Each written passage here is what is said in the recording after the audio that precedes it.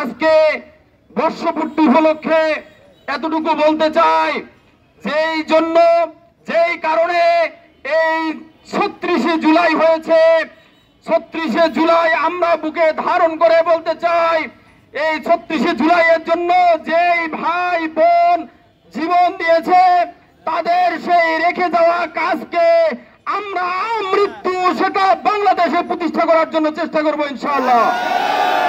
আমার ভাইয়েরা জীবন দিয়েছে এই দেশে যেন কোনো স্বৈরাচার আর জন্ম না নেয়।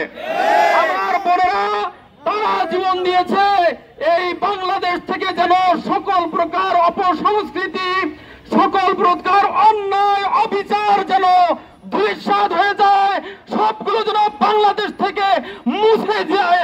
এই কারণে আমার বোনেরা জীবন দিয়েছে।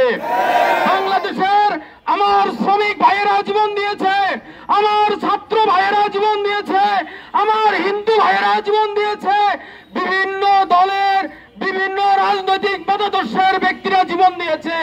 তারা শুধু জীবন দিয়েছে এই বাংলাদেশ থেকে আর যেন কোনো এই বাংলাদেশে স্বৈরাচার স্থান না পায়, কোন দুর্নীতিবাজ স্থান না পায়, এই বাংলাদেশে যেন আর কোনোদিন কেউ অবিচারের মুখোমুখি না হয়।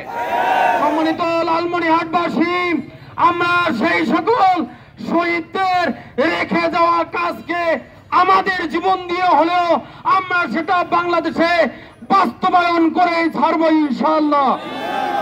সম্মানিত লালমনিরহাটবাসী, আর কয়েকদিন পর নির্বাচন হতে যাচ্ছে। আমরা বিশ্বাস করি 2026 সালে এখানে জাতীয় নির্বাচন হবে।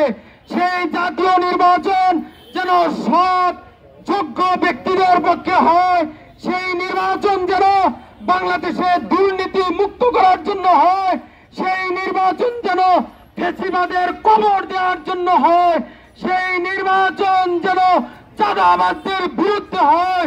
এই উদাত্ত আহ্বান আপনাদের কাছে রাখছি।